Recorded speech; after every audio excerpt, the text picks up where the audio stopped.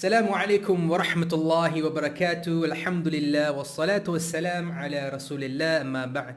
My dear brothers and sisters, welcome to the fifth episode of the Muslim Mentors podcast. SubhanAllah, it's been almost 2 months since we last started, and it's been going excellent, alhamdulillah, till today. And specifically today is something I've been looking forward to since day one, just because it's Islamic psychology. My personal favorite, and more importantly, it's the guest speaker who we've invited, and that is something I'm so excited to have in this session, and that is Dr. Ghulam Hussein Rassool, Alhamdulillah. And I pass it on to Brother Osman Qazi for the introduction. Jazakumullahu khair kathiran. Assalamu alaikum wa rahmatullahi wa barakatuh, everyone.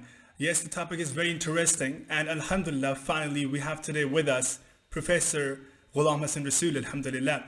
He is the Dean of the Faculty of Liberal Arts and Sciences, Professor of Islamic Psychology, and the Director for Research and Publications at the International Open University, IOU.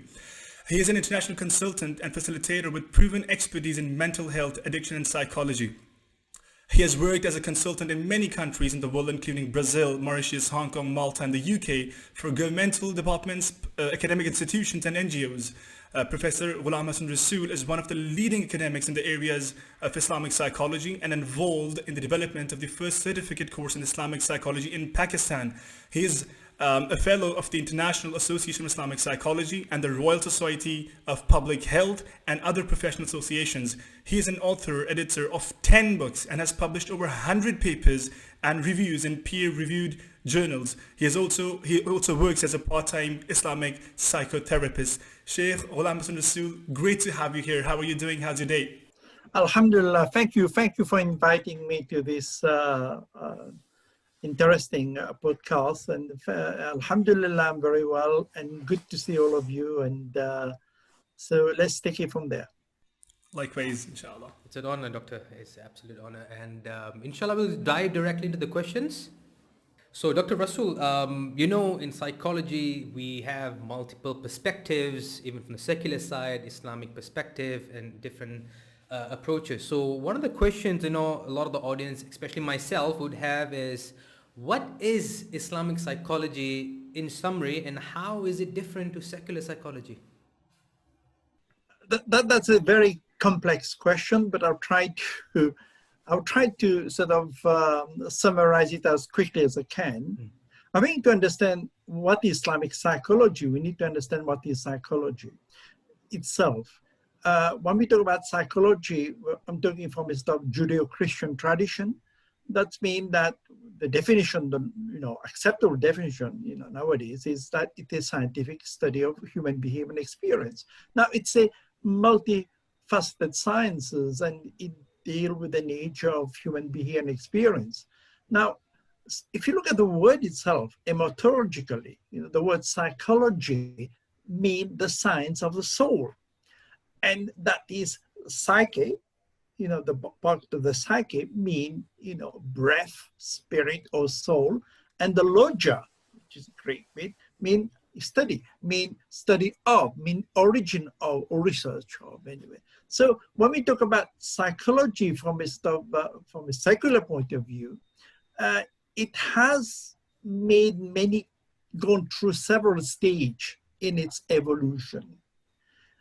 Because it's derived, psychology itself is a new word, new discipline, but most of the intellectual discourse come from philosophy.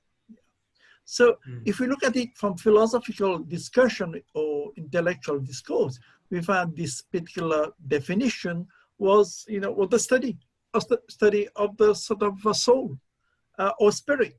Then you had moved to the second stage of evolution, where it was defined the study of the mind. And then it moved on to the third stage, where it's talking about the study of mental life, the study of processes and, phenomena and condition. And then we move on to the next stage, where it was defined as, acquisition of information to control behavior. And the fifth stage, with the last stage, is about human behavior and experience. So you could see from the origin of it, was study of the soul. So what's different between Islamic psychology and secular psychology, or Judeo-Christian psychology, as I call it, is that the study of soul is missing. The element, the dimension, in a way, we could see that secular psychology become a soulless psychology. It's without its soul. It has, according to Malik Badri, modern psychology has lots of soul. So this is the main difference, because although definition, there are many going to be in many different Islamic psychology. Nobody's going to agree with it. If you look at all the different literature, you find that each person is going to define Islamic psychology according to his orientation, according to the context, according to his own approach to Islamic. So there's going to be diversity, but that's fine. That's okay to have lots of different. Because if you take an example from intelligence, still today, people cannot agree what's the definition of intelligence. So the same is about Islamic psychology. So the difference between secular psychology and Islamic psychology is that there is the spiritual dimension, the soul dimension within psychology. Islamic psychology also, it's not purely to do with just scholars or the Quran and Sunnah, but also within it, within the paradigm, we accept empirical evidence. So if there's empirical evidence through observation, through experimentation, and that's halal in the sense that it is compatible with the Aqidah of Ahlul Sunnah wal Jama'ah, then that's fine. So we are using empirical evidence at the same time bring the soul dimension, the spiritual dimension into this. That's the difference between Islamic psychology and secular psychology.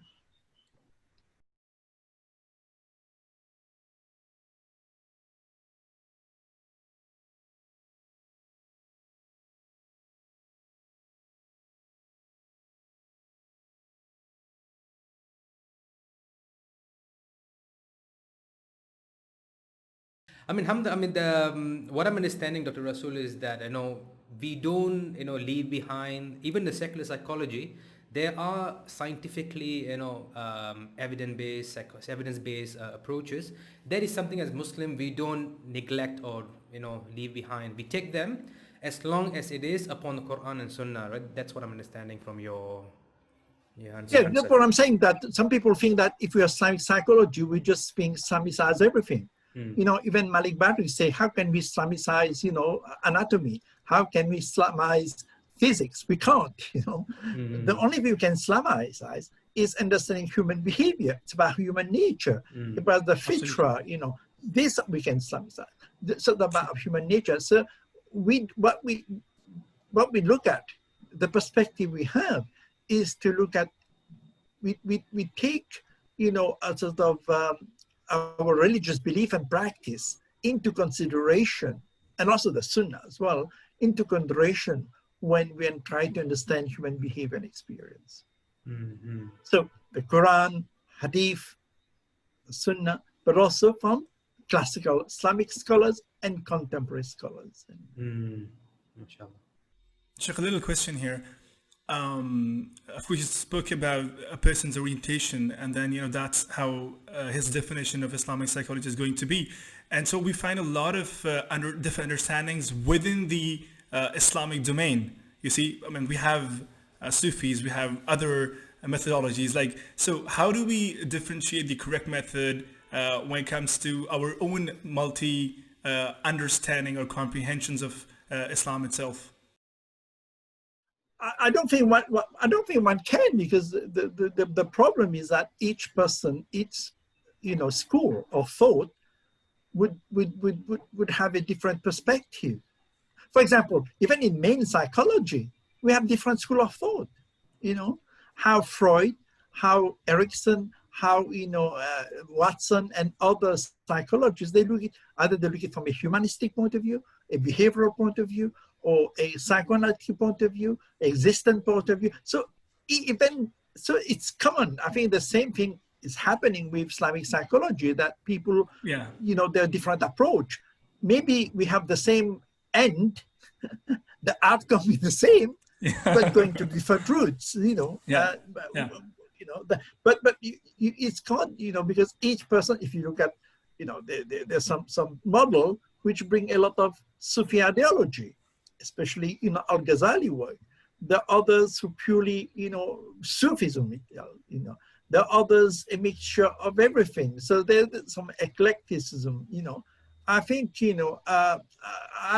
I've sort of identified some models, but I think maybe that's for another sort of area we can discuss later on. Yeah, but it's very difficult to know. But that's why you're going to find out that each one going to define Islamic psychology the way they see it. Yeah. The other problem we have is most of definition are not definitions. Most of if you look at, I've researched all the websites, all the literature, and I found that most of them are not. They talk about Islamic psychology, but they don't define it. Even Al-Karam found this in his paper, that, people don't define it. People have characteristics, features, constituents, but not define it. A definition should be operational, which means if I define something, I can use it in research and apply it, and everybody needs to understand what I mean by that. So the basis of academic work is that when you're going to use Islamic psychology, you define it according to the context you're going to use it. True. So True. They're bound to have so many definitions anyway. It's not going to be Yeah. a single, they're never going to be consensus. I don't expect it either. This is normal evolution. Yeah, sure. Right. Just tying back, Dr. Rassool, to one of the points you mentioned, you said that there are a lot of models and approaches in Islamic psychology. So that was actually the second question I had, which is what are the models and approaches in the field of Islamic psychology? Well, there are different models. Like I say, there are some, what I would call Orientalist model. That's what my opinion. It's not something that, it's purely my observation and my opinion about it. There are three types: one Orientalist, one integrationist, one Tawhidic. Okay. Now, the Orientalist one is like, a bit Eurocentric, a bit, using also, for example, they would say that, the stage of the naf would be, equivalent to Freudian psychosexual development. I mean, if you look at all the websites, that's, most of them copy from each other, but that's what it is. So, they bring something into sort of the Western thing, whether it's compatible with Islam or not, and a bit of Quran and Hadith and maybe Sufi ideology. Not too much, minimalist. Then you have, the integrationists, which sometimes bring, Sufi ideology into it. So they mix it with Sufi, or they mix it with, they try to integrate what in fact is called a Bolton approach anyway. And then the third one is Tawhidic approach, which is based very much, the Quran and Sunnah. So although, there's the majority of more or less integration model or approach, and the Tawhidic one is something that's need development, that's need to be refined in terms of theoretical framework, in terms of conceptual framework. I mean, the Sufi ideology type of approach is very, for example, the traditional Islamic psychotherapy of the Khalil Center Chicago is very much Al-Ghazali type of model, which is used into the particular approach anyway. I mean, in England, also there's different approach. Maybe Malaysia have different approach. Malaysia have lots of models, and, many models, some of them I think maybe are not evidence-based, but there are a lot of models, and people use it, and I think if it works, why not? There's no problem about it anyway. But but most of these are not evidence-based, and also to try to get an approach that's acceptable, you need to have certain criteria. Now there's a lot of criteria which one can apply to see whether something is acceptable within the sort of scientific committee or within the general committee of a particular model. But I mean, most models would have strength and limitation anyway. Maybe it's a Muslim are not homogeneous. Yeah, they are heterogeneous, which means you have different communities with different culture, and maybe we need to have different models. Because we need to understand the culture of the person. We need to understand, difference between Islamic culture, and Muslim culture. We won't go into that. But I'm saying to you that we need models. We need maybe different models, that would apply to different indigenous culture as well. Mm-hmm. We're not going to have one model. We're not going to have one model for all. This is not going to be universal. Yeah. Definitely. Dr. Rassool, I believe this particular topic is discussed in one of the courses of IOU, right? The Islamic Psychology model. Isn't it? Yeah. I mean, it's coming in my books. My book that's coming out, Islamic Psychology textbook. I don't want to publicize it, but it's coming out in March. My book, it's quite a textbook, 600 pages or more, and it covers all the things that we are talking about here. It was. I mean, of course, it was written for an undergraduate student and postgraduate student and teachers, because it's very much structured in the sense that the book consists of different sub-discipline of psychology, and I use a model. Again, there's another model which is to do with curriculum model, which I know I'm deviating from the subject, but that need to be talked about, because at the moment we have proliferation of courses, but no one has come out with an educational curriculum model of how do we develop these. We don't just sit down and write courses. We need to have a model. And I've identified 3 models. Yeah. One, what I call sprinkle model. Second one is the bolt-on model. The third model is what I call integrated model. The sprinkle model is a model where you just do psychology and you sprinkle a bit of hadith here and there. Yeah, like confetti. You put here and there. Do it. Nice then you have the bolt-on model. You have the bolt-on model. You do everything. You do all the psychology. At the end of it, if you have time, you just put a few verses of the Quran and hadith, and maybe some scholars. And then what I've tried to do with the development of undergraduate course of IOU is to have an integrated embedded model. I made a model which hopefully is going to be published in Islamic Studies in Pakistan, one of the journal in Pakistan, is those models that we apply this model is that the integrated embedded model where we integrate psychology with Quran. Give an example. In my book, for example, we talk about last man development. We talk about reproductive factors.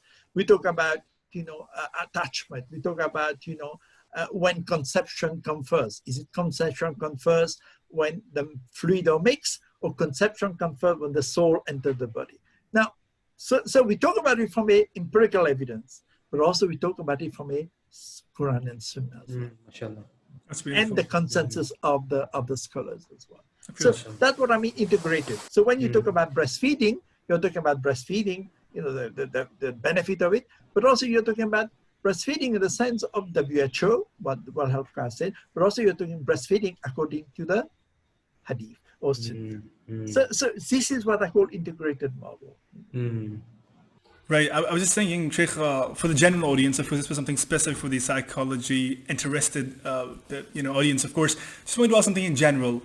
Is there a link between mental health and Iman of a person? Like if a person is suffering from anxiety and stress, I mean, how closely is it related to his Iman being good or high or low? And from a perspective of psychology, Again, I'm not an authority, I'm not a scholar, but I don't think there's a difference between, there's a link between it. Because we all have low Iman, but doesn't mean we get depressed. Our Iman, again, depending on some school of thought. Some school of thought, we don't have to mention it, believe that you can't have, your Iman is high, your Iman change. Sometimes it's weak, sometimes they don't believe that. One school of thought believe that your Iman can be at times weak, at times strong. So I'm going to take it rather than Iman. I'm going to talk about, how basically that is to do with your spiritual heart. It's your spiritual heart that is a problem, not your Iman. Okay. Interesting. So, That's good. that's why I said, it's nothing to do. So when we talk about spiritual disease, we're looking at Ibn Qayyim work on the three types of heart. We have heart that is sound, that's healthy, you have a heart that is dead, but also you have a heart that is diseased. Now, in some cases, somebody who is diseased, it doesn't matter whether Iman, they have Iman or not. It's dead. They don't hear it.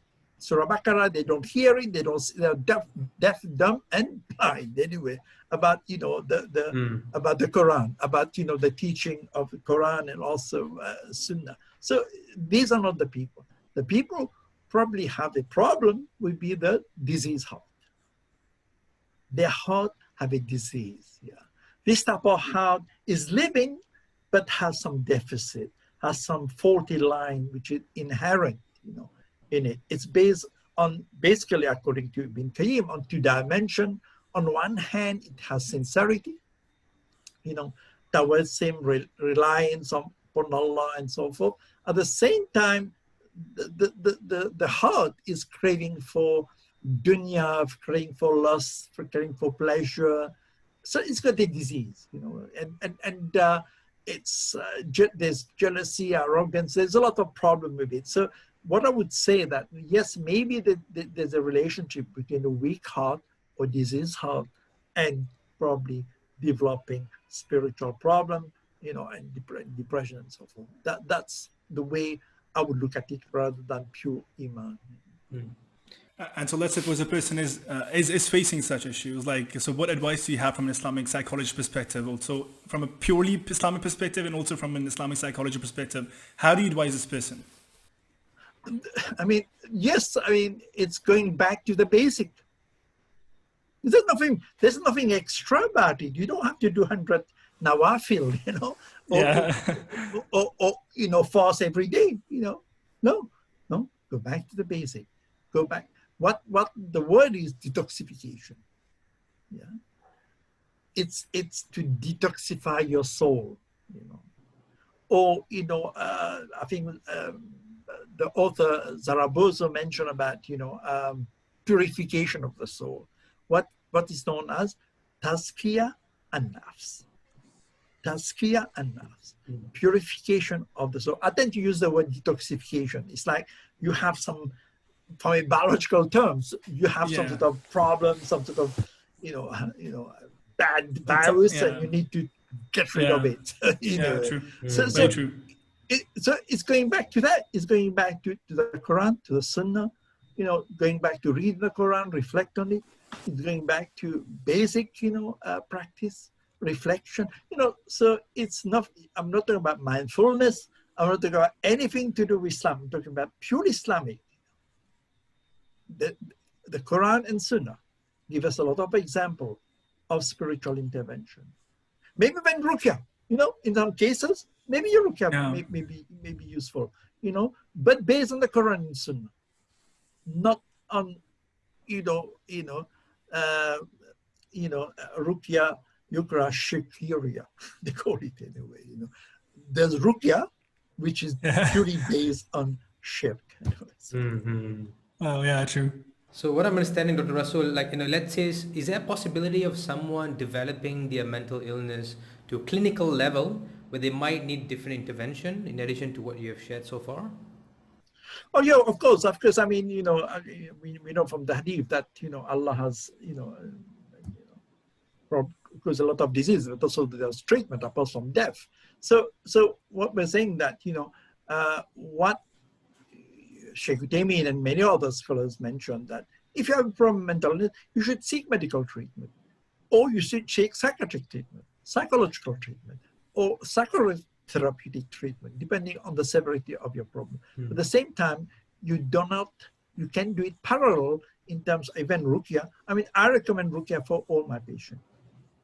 All the patients come to me with psychological problem, I recommend that. Whether they have evil eye, jinn possession, seer, black magic, or whatever. So you never know, It's like a protection. For me, it's like a protection. So in the sense that, people need to have, psychological treatment. Now, when we talk about psychosocial or psychological treatment, then we have to look at, you need to have, can a Muslim go to a non-Muslim counselor? You can, of course. If there's no Muslim there, there's no choice. But it would be better to go to a Muslim Islamic counselor who understand the worldview of the client, who can really work, they work differently. Islamic psychotherapy and counseling is very different from your mainstream counseling and psychotherapy. In Islamic psychotherapy and counseling, mentioned in my book, is that it tends to have more of a guidance, of a dawah type of orientation. Muslims come to you for guidance a lot of time. And that's why it's important, that any Islamic psychotherapist or counselor should have basic knowledge, or even clinical psychologists just have basic knowledge of Islamic science. Now, very true. There are some other models that require you to be a Hafiz, require you to be, no Al-Ghazali by heart. No, I'm not going to the extreme. You don't need that extreme. All you need, basic fiqh, basic hadith, basic seerah, tafsir, and Quran. Because you can at least use some of these verses of Quran. You can use some of the hadith within your therapy. And when you use that, people feel they can relate to it. They have meaning to it. They can relate to it. Anyway. Especially somebody say, Muslims say, I don't want none of this. Fair enough. It's okay. No problem. Yeah. Because, you cannot impose it to everybody. A Muslim normally, if he is a Muslim in practice as well, then he would accept that. So absolutely, there's a need for both. There's a need for both psychiatric treatment, sometimes medication, sometimes you need all these have to run parallel. Right, perfect. Sheikh, another question for the audience actually, specifically. The thing is, you see, like in the recent times, we felt the need of people to step into Islamic finance, because the banks were expanding, the commodities, whatever they offer is expanding, their offerings, their proposals and all that, and also similarly the issues expand as well, with time, and so we need to step in order to understand the Islamic perspective in finance, and so there was this birth of Islamic finance, right? So I just want to ask you, and so subhanAllah, so many people around the world, stepped into learning Islamic finance, and we saw specific degrees, undergraduate programs coming out especially for Islamic finance. Now, when we talk about psychology, recently we see, frankly speaking, there is a huge interest from the audience towards Islamic psychology. I would like to understand and actually want to know, what do you recommend? What do you say, and how do you see the importance and significance of Islamic psychology in today's world, and how much would you motivate and push today's generation to get into Islamic psychology so we can answer all the questions that are yet unanswered? I think because there are many issues there. One is, if you look at, Muslims have migrated to Western countries. Because of all sort of social, psychological factors, prejudice, stigma, macroaggression, Islamophobia, social injustice, and so forth, unemployment. All these have an effect on their mental health, right? Which created the new type of neurosis in a way, yeah? So that's migrant, people. And then also because they're not accepted in the society, that caused a lot of other stuff. Then you have the refugees problem, There's a lot of civil war everywhere. People are in camps, people are separated from parents, deaf, and all these cause a lot of problems, post-traumatic disorders and many other psychological problems. So that's two. And then you have the indigenous population itself, which, are being subjected to all sorts of alien tests imported from, other countries which has different values. For example, even in Pakistan, if we look at the example in Pakistan, for example, we find that people use a lot of American imported tests. Now, these people are Punjabis, they don't even speak Urdu maybe, So unless you develop your own particular, the same applies to anywhere, unless you develop your own indigenous instrument to measure your population, you have a problem. So basically what I'm saying, there's a growth everywhere that, more and more, we need to bring people back to the Quran and Sunnah. And, and it's, psychology is a very popular subject, very popular in Europe. I can only speak for UK, very popular in UK, yeah. And I remember just a little true story, when I started examining for psychology in one of the board, we used to meet in a little room in a hotel every year for monitoring exam paper. There were about 20, 25 people. Yeah. After 4 or 5 years, they need to have big halls, hundreds, because the subject of psychology becomes so popular. Out of 20 people or 30 people, you have about 3,000 people, examiners. So the growth, exponential growth in terms of, people become popular. Now I found that, from experience, that, a lot of women go into psychology. Yeah. A lot. And, and especially in UK, when you can see that. Why? Because they can work as a private, they can work at home, they can do private work. They don't have to work for establishment. Yeah. And rather than being a teacher and be stuck to this, so it has become a very popular subject. But there's a need of it, because what happened in Europe, when talking about Europe there, is that, there are a lot of services are not geared for the needs of the Muslim population. If there was no need for it, A secular psychologist is not give, and he doesn't have, he's got a different worldview of what Islam is about. And so, although, I have to be careful there are the Muslim psychologists, that still what we call in the lizard hole. This epitaph of lizard hole was coined by Malik Badri in 1979, I think, 79. 69 or 79, anyway, doesn't matter. This is a hadith from Ibn Majah, who said that the Prophet Muhammad sallallahu alaihi wasallam said, that, you're going to follow, the Jews and the Christian, and if they go into lizard hole, you're still going to the lizard hole. I call it in my book, taqlid imitation, blind imitation. Yeah. Because what happened is that you have still Muslim psychologists, now even in Muslim countries, I'm talking about Muslim countries, Muslim majority countries, where they still reject the whole notion of Islamic psychology. That includes Pakistan, that includes the people, Indian, not necessarily Pakistan, but Indian subcontinent, Middle East, and many other things. They reject the whole notion of it, because all they see in the Islamic psychology is bringing Mulvi, Mufti, Imam, and Hafiza, and whatever, Ustad, it's like Islamicizing Islam rather than Islamicizing psychology. Absolutely, I agree with you, absolutely.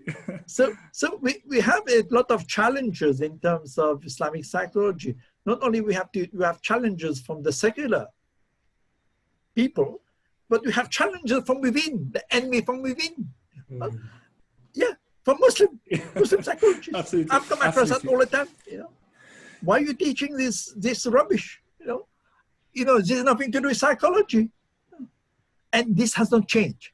From the first, more than 5 decades. 5 decades ago, when Badri mentioned this, we still have not changed that mindset. So there's a lot of work to be done. Anyway. But going back to your initial question, yeah, there's a need for it, there's a growth of it. And like I say, trauma, and migration, refugee, all these could create problems. Plus, people migrating in a new culture, we have, due to acculturation and other factors, they have psychological problems. So, interesting. this is something that's growing. It's not Yeah, stopping. it is. Absolutely. But also, I Absolutely. believe also it's to do with, we never learn, the developing countries, Muslim developing, has not learned from the effect of industrialization. Once you industrialize, you find suicide, divorce rate, marital problem increase. That's my views. That's my views. Okay, it's No, pure that's right. opinion, That's right. You know, Yeah, true. women start working, children start become deviant, mother and father come home late. We don't know what the child come from school, what friends have. What So true. this is happening in majority Muslim countries. Of course, then you have delinquency, you have deviancy, you have problem, substance abuse, pornography, all these things we have. And these are problems to do with psychosocial problems in the Muslim community. Absolutely. Yeah, definitely. I also think, Sheikh, the way you explained subhanAllah beautifully, I also feel like every person, frankly speaking, I'm not talking about someone going into the profession of Islamic psychology, but I think every person should have at least an idea about Islamic psychology, because everyone in his own capacity could use Islamic psychology in terms of counseling or something else in his life, I think. So I think we all should have at least some knowledge about Islamic psychology, isn't it, Sheikh? Yes, because I think, there's a hadith from Prophet Sallallahu Alaihi Wasallam, authentic hadith. Islam is nasiyah. Islam is about giving advice. So you give advice, you counsel people. You have, it's your obligation to help your brothers and sisters. Don't show their weakness in front of the public. No, but you need to give them nasiyah. You need to give them advice. So if we take that, although counseling, the proper sense, we say, no, we don't give advice in counseling, but in Islamic psychotherapy and counseling, we give advice. I give advice. So the whole Islam as a deen itself is to enjoin what is good and more or less, try to forbid what's wrong. So we try to encourage people. I'm saying that people need to know about psychology, but people need to know about the deen. And if you know the deen, you'd learn about psychology as well anyway. True, automatically, of course. Of course, Allahu Akbar. Amazing. Yeah, we have one last question, Dr. Rassool. I mean, this is something more of an advice for the community, the audience who are watching this. They might be going through some challenges, especially in current times. So, Dr. Rassool, what advice do you have, a practical Islamic psychology advice on to deal with stress and anxiety that is induced from like this current pandemic, this lockdown that people are going through. A lot of Muslims are having, challenges with their mental health. I personally come across many, subhanAllah, who are seeking help, seeking solace, to improve themselves. So what advice do you have from that perspective? Yeah, I mean, you're quite right. I mean, there's been lots of research, and actually there's some research in Pakistan too, in terms of the problems, and we find that increase of use of not only not Muslim, but the increase of use of tobacco, increase of shisha, domestic violence, loneliness, child abuse. I mean, in both Muslim and non-Muslim communities, but mainly non-Muslim communities. So the COVID-19 pandemic has created a new sense of insecurity, and of course, what do we do? What is there for us to take from the Quran and Sunnah and apply it? Again, go back to basic. Go back to the teaching of the Prophet. How do you can heal yourself through your salat? Your dua. Your dua is a weapon of is the weapon of the believer. Dua is the weapon. So you go to dua, zikr, make your tongue always wet whenever you have time. 5 minutes, 10 minutes, make your tongue wet with zikr. Subhanallah, Alhamdulillah. So there's nothing big, there's nothing complex. I understand. It's not something that we have to import mindfulness and all these things. No. But also we need to tawakkul Allah. We need to trust in Allah. Whatever we do, we need to be sincere. We need to trust in Allah as well. So at the same time, we have to tie our camel, like the hadith said. So it's nothing, what I'm proposing is nothing different from what you should learn from basic things. There's nothing different you can do. You need to read your Quran. You need to try to take care, even if you read one line a day, one verses a day, as long as you do it on a sort of regular basis anyway. Go back to the Quran. Go back to learn about biography, learn about Prophet Sallallahu Alaihi Wasallam, which is the best role model on earth of mankind, And so to heal ourselves, we heal through prayer. We heal through meditation, Islamic meditation. We heal through zikr. We heal through making dua.